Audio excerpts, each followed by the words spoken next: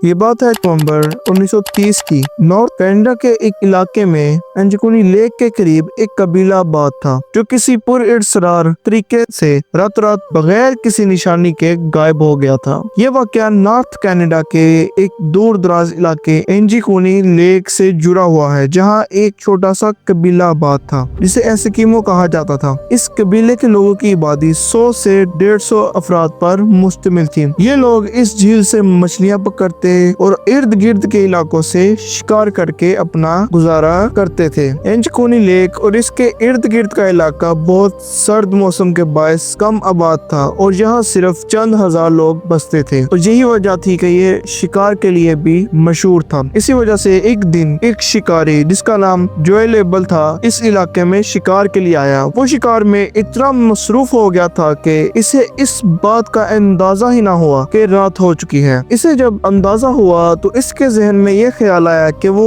Eskimo नामी कबीले में जाकर रात गुजारेगा, क्योंकि यहाँ के लोग बहुत ज्यादा मेहमान नवाज थे। इस शिकारी ने सामान बांधा और कबीले की तरफ रवाना हो गया। ये एक चांदनी रात थी, लेकिन दूर तक खामोशी छाई हुई थी। ना तो किसी की आवाज आ रही थी और ना ही कोई नजर आ रहा था। ये सब कुछ जोएल एबल के लिए गैर मामूली था, क्योंकि वो पहले भी इस रास्ते से गुजर चुका था, लेकिन आज कुछ मुख्तलिफ महसूस हो रहा था। जोएल एबल जब गांव के अंदर पहुंचा तो वो ये देखकर हैरान रह गया कि वहाँ कोई भी नहीं था। इसने देखा कि कुछ खेमों से धुआं आ रहा है, लेकिन जब इसने बस्ती के तमाम खेमों की तलाशी ली, इसने देखा कि चूल्हे पर बर्तन तो मौजूद है, लेकिन इसके अंदर का खाना बिल्कुल जल चुका है। इसका मतलब ये था कि कोई यहाँ आकर खाना पका रहा था, लेकिन खाना ना खा सका। वहाँ कुछ कपड़े और सिलाई करने का सामान मौजूद था, गोया के कोई शख्स काम कर रहा था, लेकिन ये सब कुछ अचानक रुक कैसे गया। वो शिकारी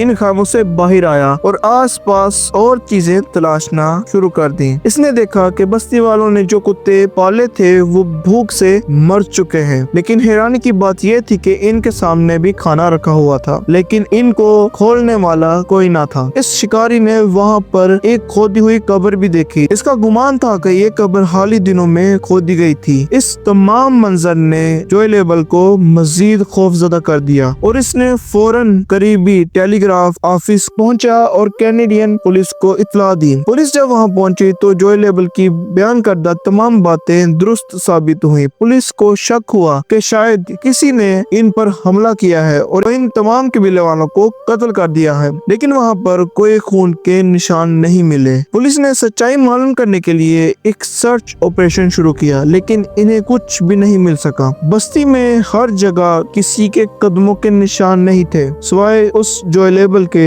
जिसने उन पुलिस वालों को इस वाकया की इत्तला दी थी। ये सवाल बहुत बड़ा था कि बस्ती के लोग आखिर कहाँ जा सकते हैं। पुलिस ने तहकीक की तो ये पता चला कि ये लोग बस्ती से कई दिन पहले गायब हो चुके थे। कुत्ते जो भूखे मरे थे वो 1 या 2 दिन के भूखे नहीं थे, और घर से निकलने वाला धुआं इस बात की अलामत था कि ये लोग ज्यादा अरसा पहले इस जगह को छोड़कर नहीं गए। ये वाकया कई महीनों तक तहकीकात के बावजूद हल न हो सका और बिलाखिर पुलिस ने इस केस को बगैर हल किए बंद कर दिया। वक्त के साथ लोगों ने इस वाकया को भुला दिया, लेकिन इस वाकया के तकरीबन 50 साल बाद 1984 में 2 राइटर्स ने, जिनका नाम रोजर बुरा और नाइजेल बलंडर था, इस वाकया पर एक आर्टिकल लिखा जिसमें इन्होंने इस वाकया को एलियन से जोड़ दिया। इन्होंने बताया कि जब वो इस इलाके का दौरा कर रहे थे तो एक शिकारी और इसके बेटे ने बताया कि इन्होंने झील के ऊपर कुछ मुख्तलिफ शक्लों के उड़ते हुए एशिया देखी थी जो कि इसी बस्ती की तरफ जा रही थी। इन्होंने ये तजवीज किया कि शायद एलियंस इस रात बस्ती वालों को अपने साथ ले गए, लेकिन इस नजरिए पे कोई ठोस सबूत ना मिल सका, जिसकी वजह से ज्यादातर लोगों ने इसे रद्द कर दिया। आज तक ये सवाल बरकरार है कि वो एस्किमो नामी कबीला कहाँ गायब हो गया, और आज इस पुरअसरार वाकया को 100 साल मुकम्मल हो चुके हैं और ये अभी तक एक मिस्ट्री बना हुआ है।